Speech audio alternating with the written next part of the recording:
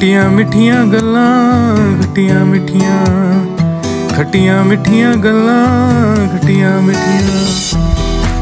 नमस्ते, सत श्री अकाल, आदाब। आप सभी का स्वागत है हमारे इस शो में जिसका नाम है खट्टियां मिठियां गल्लां, जहां पे आज के जो हमारे गेस्ट हैं वो बहुत ही स्पेशल हैं, जो हैं writer, director, actor and producer mister Paramjit Khaneja.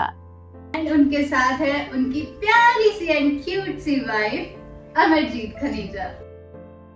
सत श्री अकाल मैम, ਕਿਵੇਂ ਹੋ ਸਰ ਤੁਸੀਂ? ਬਹੁਤ ਅੱਛੀ ਕਿੱਦਾਂ ਰਿਹਾ ਤੁਹਾਡਾ ਸਫ਼ਰ?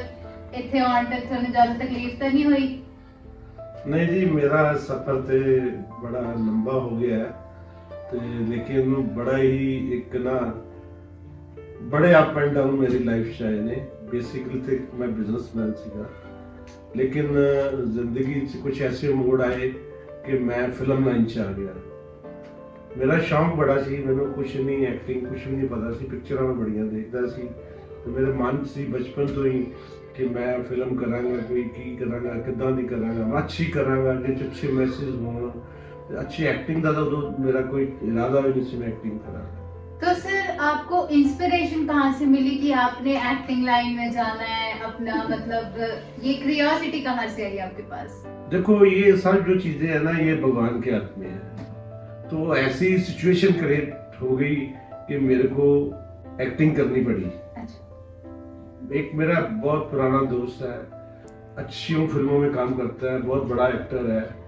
उसने मेरी पहली फिल्म में काम किया था, कंट्रोल बाजी कंट्रोल, फीचर फिल्म थी।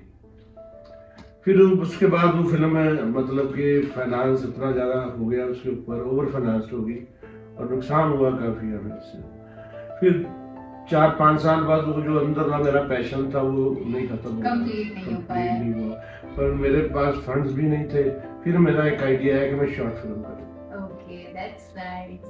And मैम आप बताइए अपने बारे में कि आप मतलब किस प्रोफेशन में आपको काम करने में मजा आता है? आप मतलब आपका प्रोफेशन क्या है? Yes. Thank you so much. It's very good question for me.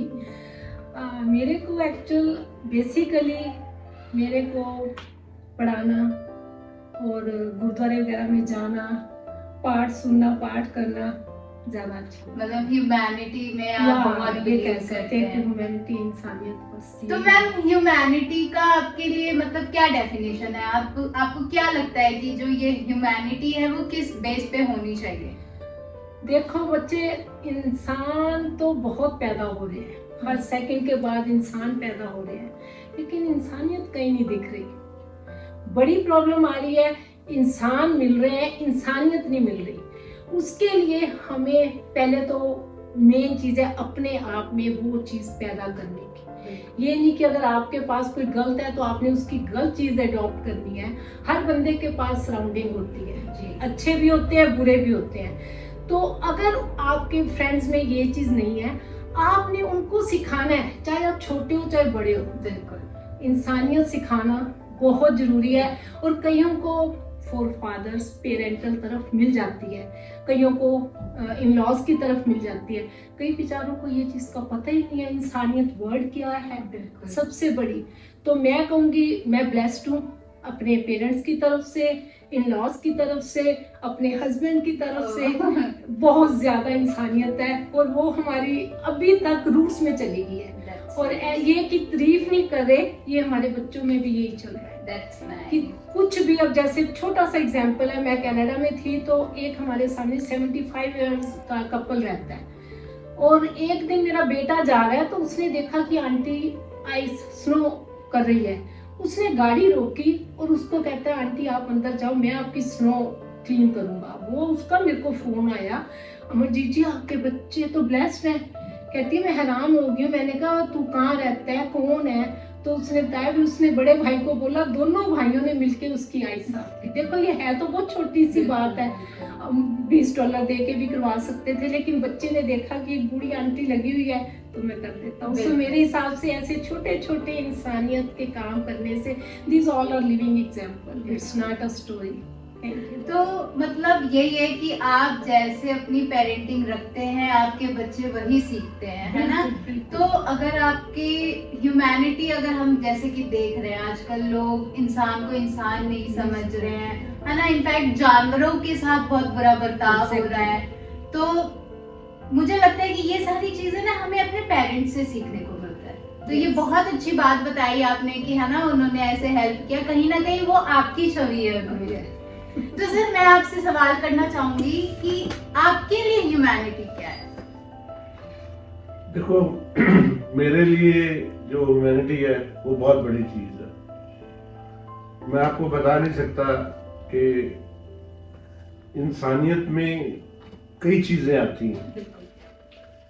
देखो पहले, आज से 25-30 साल पहले मैंने खुद देखा है, जब मैं थोड़ा बचपन से बड़ा हुआ, जवानी में आया, तब मैं देखता था अपने रिश्तेदारों में, अपनी सोसाइटी में लोग इतने ज्यादा एक दूसरे के साथ सिंसियर थे, इंसानियत निभाते थे। वो कोई भी किसी को प्रॉब्लम आ जाए वो साथ खड़े हो जाते हैं। हर उसके दुख सुख में कोई किसी को प्रॉब्लम किसी तरह की भी आए वो खड़े हैं, चाहे रात के 12 बजे हो 2 बजे हो तो वो खड़े होते हैं। लेकिन जैसे जैसे ये समय निकलता जा रहा था, जैसे अभी तक यहाँ इस स्टेज पे आके मैंने अब नोट किया है कि इंसानियत बहुत कम हो गई है, खत्म ही हो गई। इतने सेल्फिश हो चुके हैं लोग, बस पैसा कमाने में लगे हैं, पैसे की दौड़ लगी है। अगर वो अपनी गाड़ी में जा रहे हैं, उनके सामने कोई गिर गए, कोई बूढ़ा या बूढ़ी या कोई बच्चा, they will not stop it, वो बस भागेंगे अपनी गाड़ी लेके। अगर उसको और कोई इंसानियत उसे कहते हैं, उसको रुकना चाहिए था, चाहे कितना भी जरूरी काम हो, उसको रुकना चाहिए था। बच्चे को या उस बूढ़े को देख के थोड़ा आप किसी को हैंडल करके चलो, इतना जरूरी है चला जाए। लेकिन ये सब बातें खत्म हो चुकी है।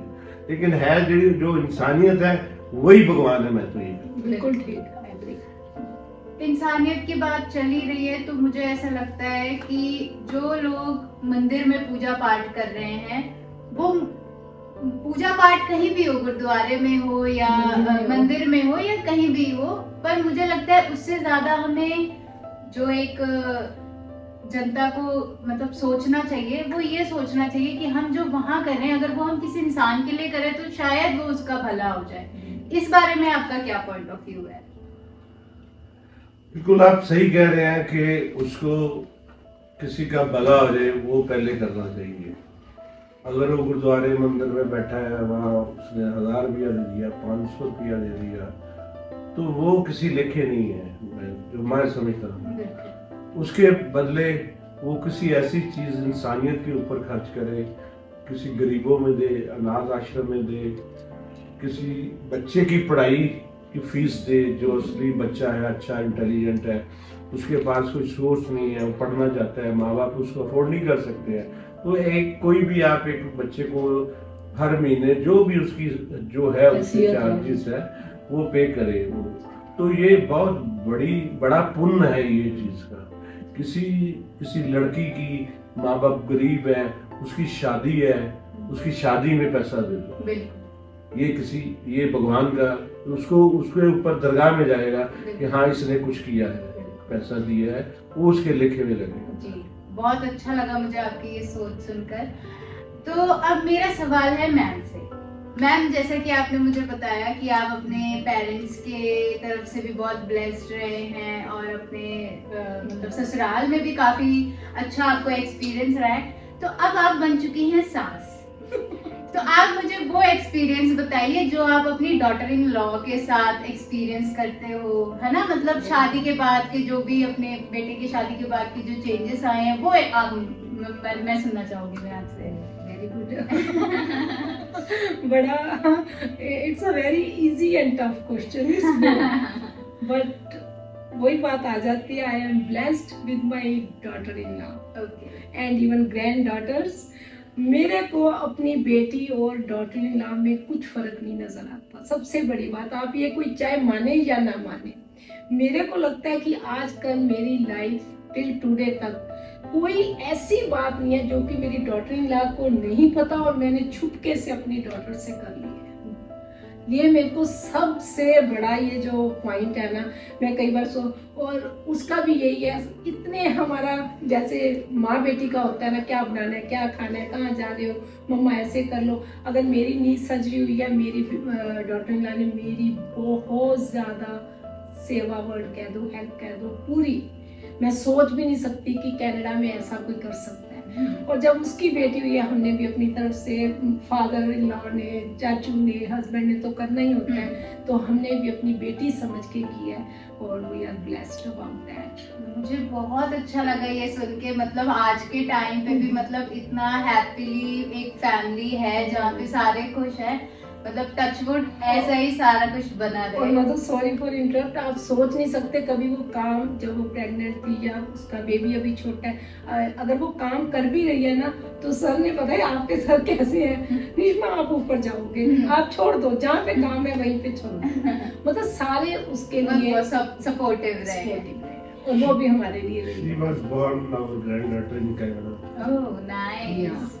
एंड वो इनकी जान है, दोनों बच्चियां इतना प्यार करते हैं, इधर आते हैं तो कहते हैं बस मैं अब, मैंने कहा अभी तो हम आए हैं, नहीं मैं आदमी के लिए बहुत उदास हूँ कभी और के लिए बहुत उदास हूँ। वो मेरा ग्रैंडसन है सिराज पृथ्वी, वो कहेगा नानी नानू व्हेन आर यू कमिंग, मैं कहती हूँ अभी तो हमें 1-1.5 महीना हुआ है। सो बच्चे सारे हमारे ब्लेस्ड है, बच्ची भी बहुत करती है और वो मेरी डॉटर इन लॉ भी इक्वल।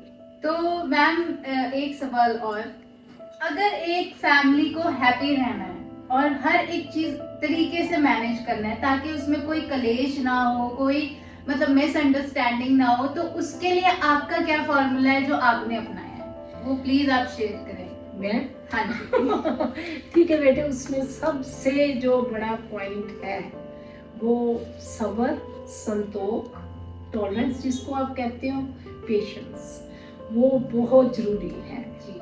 और आपकी एजुकेशन ये नहीं है कि आप एमए पढ़े हो, पीएचडी की है, उसमें आपको खुद समझना है कि आपने कहाँ पे, I am very talkative, sometime I talk so much, but फिर मैं कहती हूँ नहीं, मेरा इतना इंटरफेयर करना अच्छा नहीं है। सो उस हिसाब से सबसे बड़ा पॉइंट है पेशेंस रखो, सब्र रखो, संतोष रखो, सब कुछ ठीक है। हर बात पे, छोटी छोटी चीज पे डांटना या छोटी चीज पे टोकना पूरी तरह से बॉदर ही ना करो। अगर वो कर रही है तो उसको अपनी मर्जी का करने दो, मैं कर रही हूँ तो अपने, बहुत अच्छा ऐसा होता है। मतलब आपने आज के जनरेशन में वो क्रिएट किया हुआ है कि अपनी बहू को बेटी की तरह रखो, और वो हमारे साथ ही रहती है। Nice. तो सर अब मैंने सुना है कि आपका एक प्रोजेक्ट आने वाला है, उसमें आपकी कुछ क्रिएटिविटी है, तो आप प्लीज थोड़ा एक्सप्लेन करें कि किस तरह का मतलब किस तरीके का आप प्रोजेक्ट तैयार कर रहे हैं। देखिए, मेरी कंपनी का नाम है अरा प्रोडक्शन, अरा मेरी ग्रैंड डॉटर का नाम है। Oh nice. तो शी इज वेरी लकी, मतलब वो उसके नाम पे मैंने खोला था ये अपना चैनल। अच्छा। 5-6 साल हो गए हैं, टचवुड। मैंने पहले जो अपनी पिक्चर बनाई थी, शॉर्ट पिक्चर अपनी लाइफ पे बनाई थी, रियल लाइफ के ऊपर हाँ बनाई जी, थी। हाँ जी। That was my first movie.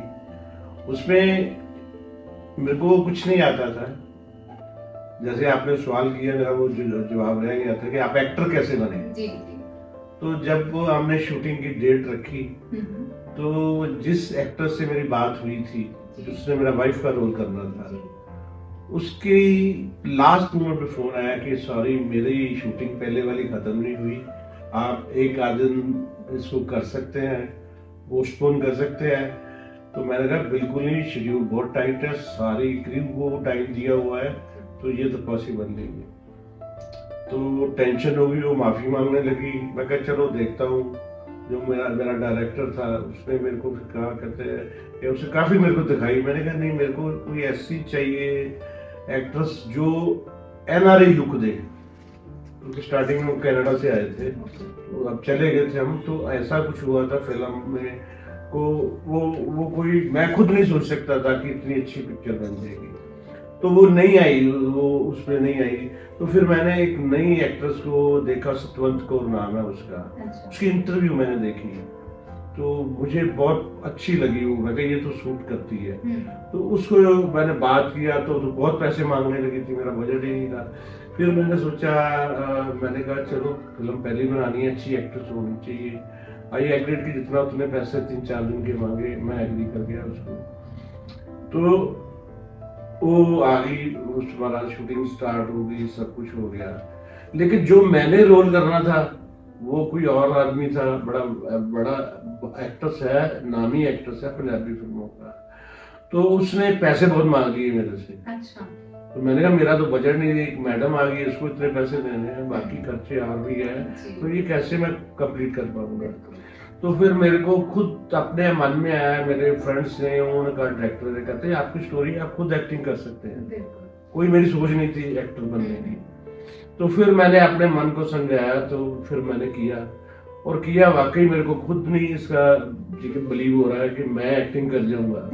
तो एक्टिंग अच्छी हो गई, फिल्म अच्छी बन गई, फिर वो मेरा अपना ही बन गया कि मैं एक्टर बनूंगा। बेसिकली जो आपका एक्टर वाला साइड है वो आपका हिडन टैलेंट था, Yes. जो कि आपको एक टाइम पे पता चला कि आपने वो चीज वो आप कर सकते हो। करेक्ट है ना, मुझे किसी और की जरूरत Yes. नहीं है। तो सर मुझे आप ये बताइए, जब आपने ये प्रोडक्शन स्टार्ट की, उसके बाद एक स्टोरी के बाद जब दूसरी स्टोरी हो, फिर आप नए नए लोगों से मिले होंगे, नई नई चीजें एक्सपीरियंस की होगी आपने, कुछ अच्छे कुछ बुरे, तो उसमें आपने क्या सीखा और आप मतलब आगे अपने ऑडियंस को क्या बताना चाहोगे कि कुछ चीजों को ध्यान में रख के हमें काम करना चाहिए, तो वो कुछ चीजें उनके लिए क्या होनी चाहिए? देखो, मेरा जो ये एक्सपीरियंस था बहुत बैड एक्सपीरियंस था। ये हमारी फिल्म लाइन ऐसी है कि ये लोग ना सब ऑलमोस्ट 99% आर्टिस्ट, जी डायरेक्टर, जी वो सब सेल्फिश है। उन्होंने अपना पैसा लेना है, अपना पैसा करना है, उनको ये परवाह नहीं कि प्रोड्यूसर का पैसा लग रहा है। बिल्कुल, अगर वो ये सोच के चलते कि प्रोड्यूसर का काम हमारा काम है, तो शायद प्रोजेक्ट और अच्छा हो सकता था। Yes yes. तो यही बात है कि मेरे को वो फीलिंग बड़ी आती थी, नुकसान भी होता था, लेकिन मैं कुछ कह नहीं सकता था, आगे काम भी करना है। तो वो चीज़ों से मेरी मेरी मेरे ख्याल में 15-16 फिल्में बन गई है, शॉर्ट फिल्म बन गई है। तो वो मेरे को इतना नुकसान तो मैंने काफ़ी किया, लेकिन मैंने वो दिल नहीं छोड़ा, मैंने काफ़ी कुछ सीख लिया। फिर मैं आज आपको इस बात की गारंटी देता हूँ, जिस बजट में मैं कोई फिल्म बनाता हूँ ना, इम्पॉसिबल कोई इस बजट में फिल्म बना दे। वो जो एक बजट है, वो आपके पास लोग अच्छे होने के कारण वो चीज आपकी चल रही है, या मतलब उस चीज में आपकी कोई स्ट्रिक्टनेस है या कुछ ऐसा स्पेशल है?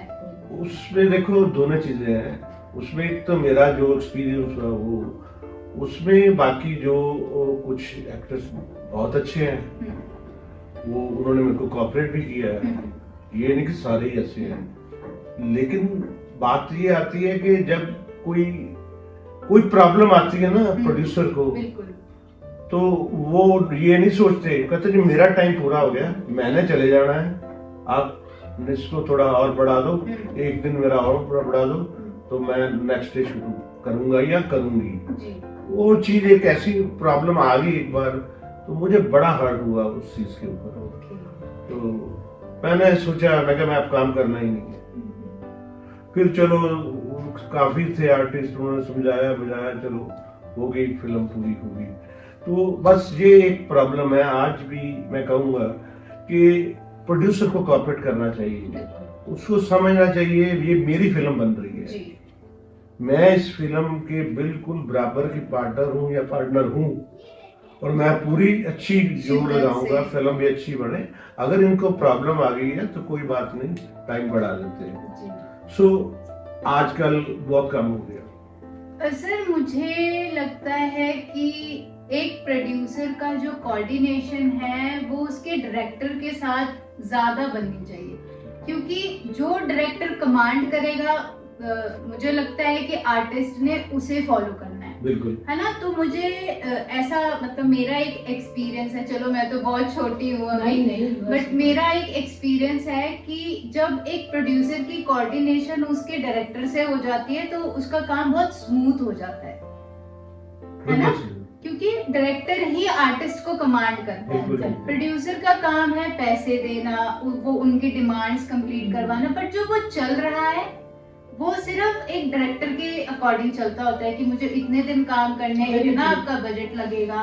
तो आपको क्या लगता है कि ये मेरी बात सही है कि प्रोड्यूसर का जो कोऑर्डिनेशन है उसके डायरेक्टर्स के साथ ज्यादा होना चाहिए? ये आपकी बात बिल्कुल सही है कि डायरेक्टर, देखिए मैं आपको बताता हूँ, सबसे पहले जब फिल्म बनती है ना, उसकी स्टोरी अच्छी होनी चाहिए, कंटेंट अच्छा होना चाहिए। दूसरा है डायरेक्टर, अगर आपका डायरेक्टर अच्छा है तो फिर वो एक प्लस पॉइंट और हो गया। तीसरे नंबर पे आता है एक्टर एक्ट्रेस, वो अच्छे होने चाहिए। जी। अगर वो अच्छे हैं तो फिर काफी, और एक कैमरे की आपकी क्वालिटी अच्छी है, जी। डीओपी आपका अच्छा होना चाहिए। अगर ये चीजें हो जाती है फिर काफी चांसेस हो जाते हैं आपकी फिल्म सक्सेस जी होने के। बिल्कुल। लेकिन मेरा इसमें भी बैड एक्सपीरियंस हुआ। अच्छा। मैं जिन डायरेक्टर के साथ काम किया है, तो जैसे 5-6 फिल्में की, तो उसमें एटीट्यूड आ गया। ओके। तो वो एटीट्यूड आ गया। एटीट्यूड की, अगर आपकी डेडिकेशन ही डायरेक्टर की है तो कुछ नहीं हो सकता। अगर उसे दिमाग में आता है कि सारा कुछ तो मैं ही करता हूँ, प्रोड्यूसर क्या करता है, एक्टर क्या करते हैं, मतलब ईगो नहीं आना चाहिए। ईगो नहीं अगर आना आप चाहिए। किसी के साथ काम कर रहे हो तो ईगो नहीं आना वही फिर चाहिए। इंसानियत आई, ये इंसानियत होनी तो चाहिए। फिर फिर मैं आगे बोला, मैं एक्टर बना, फिर ये चीज थी कि मैं डायरेक्टर भी बन गया। बिल्कुल। अगर कोई भी किसी जब कोई ऐसी प्रॉब्लम आती है तो मैं आप डायरेक्शन भी दे सकता हूँ। Very nice. तो चलो, ये तो रही हमारी फिल्म इंडस्ट्री के अकॉर्डिंग हमारी कॉन्वर्सेशन, है ना। अब मैं जाऊंगी आपके पर्सनल लाइफ की तरफ। तो इसमें अब मुझे थोड़ी सी क्यूरियोसिटी है कि आपकी जो शादी हुई उसके बाद की लाइफ, आप मैम को कैसे मिले, मैम आपको कैसे मिले, इस बात का जवाब तो मैंने मैम से लेना है।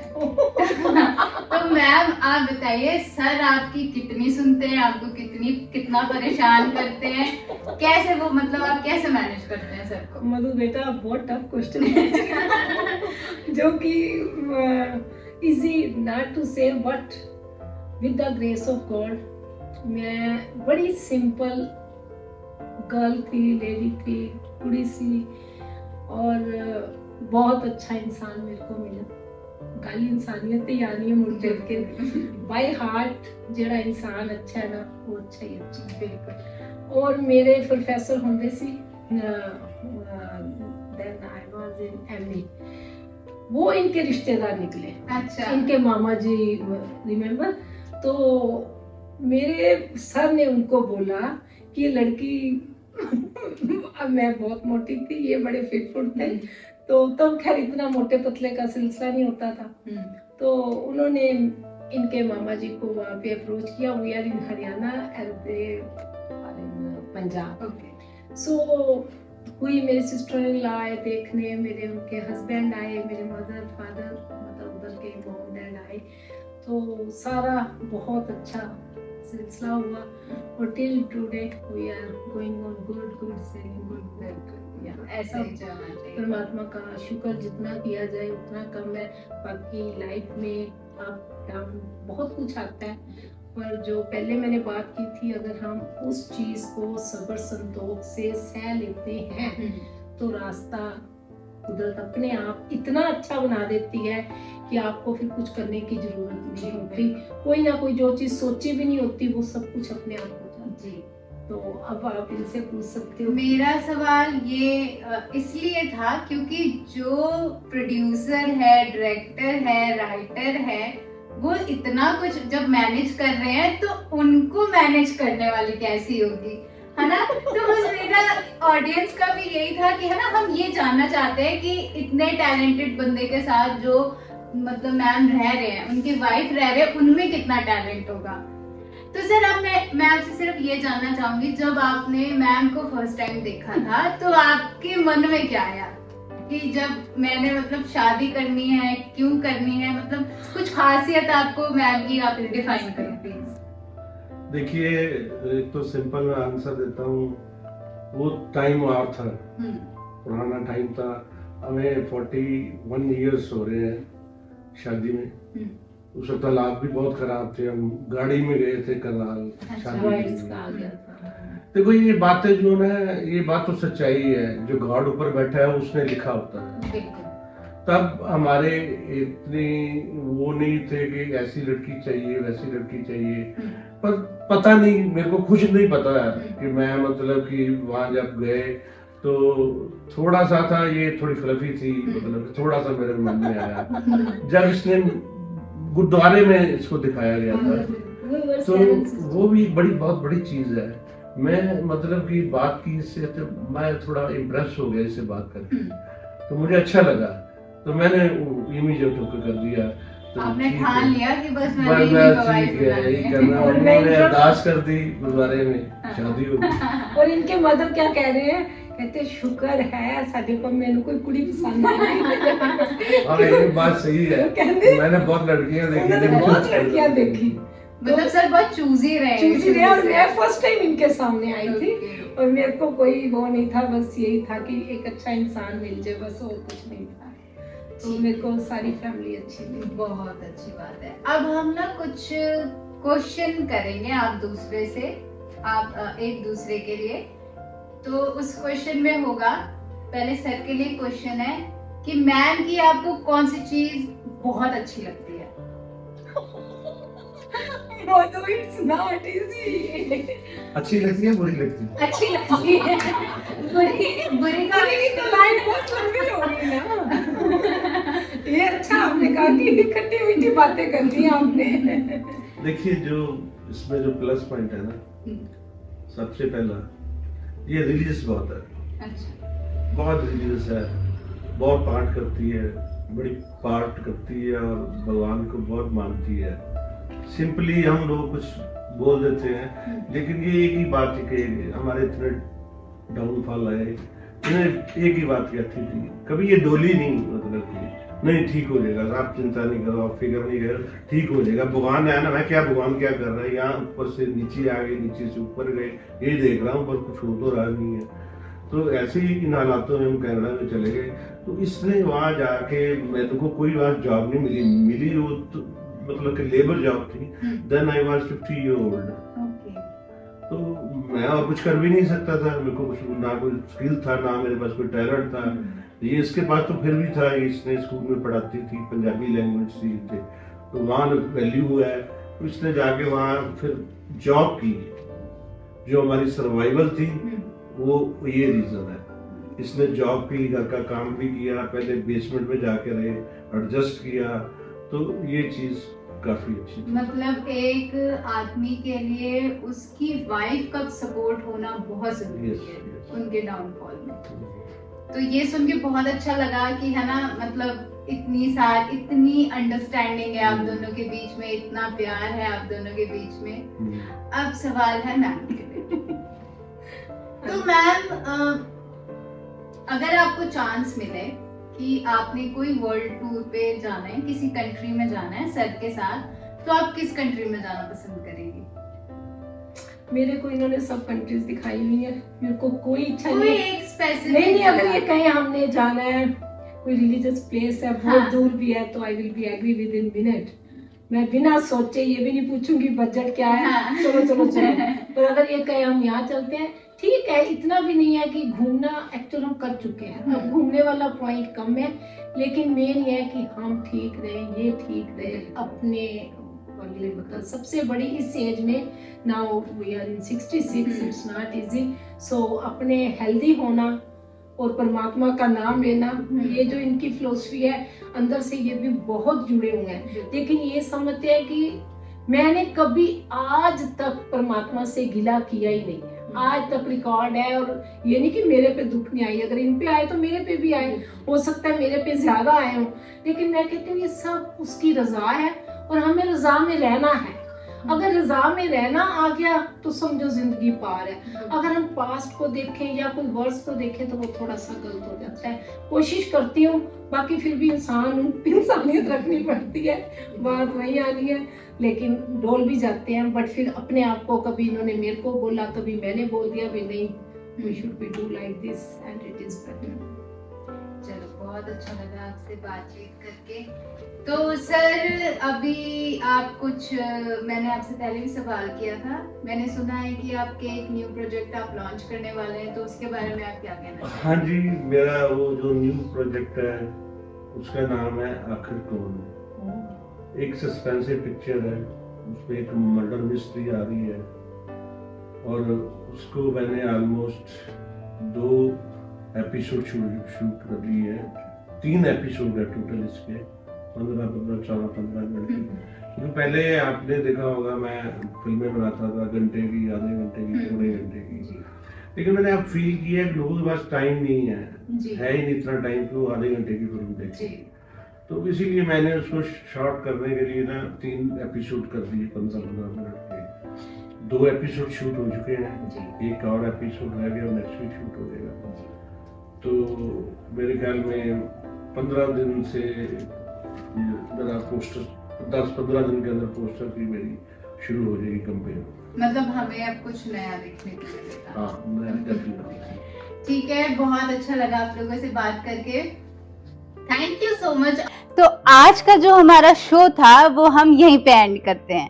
तो कैसी लगी हमारी खट्टी मीठी बातें कमेंट करके जरूर बताएं। फिलहाल के लिए नमस्कार।